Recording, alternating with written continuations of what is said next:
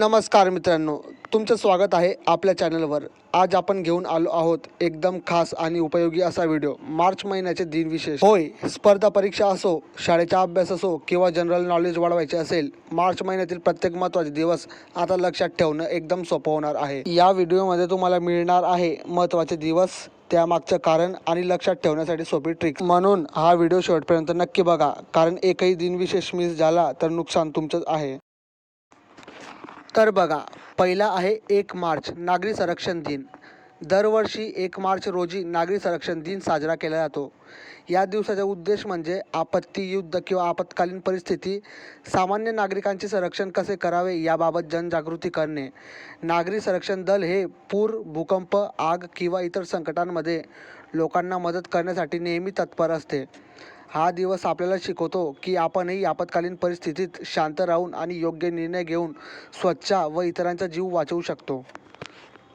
तर बघा मित्रांनो, हे होते 1 मार्च नागरी संरक्षण दिन. आता पुढचा आहे 8 मार्च आंतरराष्ट्रीय महिला दिन. दरवर्षी 8 मार्च रोजी आंतरराष्ट्रीय महिला दिन साजरा केला जातो. या दिवसाचा उद्देश म्हणजे महिलांच्या हक्काबद्दल जागरूकता वाढवणे, त्यांच्या कर्तृत्वाचा सन्मान करणे आणि समाजात समानतेला प्रोत्साहन देणे.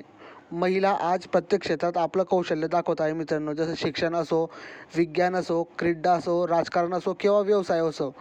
हा दिवस आपल्याला आठवण करून देतो की महिलांशिवाय समाजाची प्रगती अशक्य आहे मित्रांनो. तर आता तिसरा आहे 15 मार्च. 15 मार्च आंतरराष्ट्रीय ग्राहक दिन. दरवर्षी 15 मार्च रोजी आंतरराष्ट्रीय ग्राहक दिन साजरा केला जातो. या दिवसाचा उद्देश म्हणजे ग्राहकांचा हक्क आणि संरक्षण याबाबत जागरूकता वाढवते. ग्राहक म्हणून आपल्याला काही महत्त्वाचे हक्क मिळाले आहे. सुरक्षिततेचा हक्क, माहिती मिळवण्याचा हक्क, निवडीचा हक्क आणि तक्रार करण्याचा हक्क. या दिवशी आपल्याला हे लक्षात येतं की जागरूक ग्राहकच फसवणूक टाळू शकतो. सो हेही तुम्हाला नक्की कळालं असेल मित्रांनो. बघा, 16 मार्च राष्ट्रीय लसीकरण दिन. दरवर्षी 16 मार्च रोजी राष्ट्रीय लसीकरण दिन साजरा केला जातो. या दिवसाचा उद्देश म्हणजे लसीकरणाचे महत्त्व लोकांपर्यंत पोहोचवणे आणि विविध रोगांपासून संरक्षण मिळवण्यासाठी जनजागृती करणे. लसीकरणामुळे पोलिओ, गोवर, क्षयरोग यासारख्या धोकादायक आजारांपासून बचाव होतो. विशेषतः लहान मुलांसाठी लसीकरण अत्यंत आवश्यक आहे, कारण ते त्यांची रोगप्रतिकारक शक्ती वाढवते. हा दिवस आपल्याला सांगतो की लस हीच सुरक्षिततेची ढाल आहे. सो आता पुढचा आहे 21 मार्च. बघा, 21 मार्चला 2 महत्त्वाचे दिनविशेष येतात. पहिला आहे पृथ्वीवर दिवस व रात्र समान. या दिवशी पृथ्वीवर दिवस आणि रात्र जवळपास समान असतात.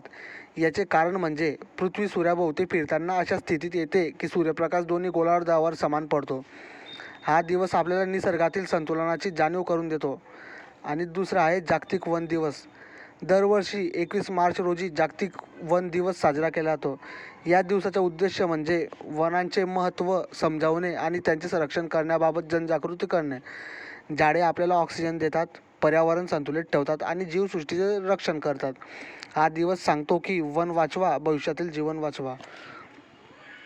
सो हे तुम्हाला कळालं असेल. आता पुढचं बघूया 22 मार्च जागतिक जल दिन.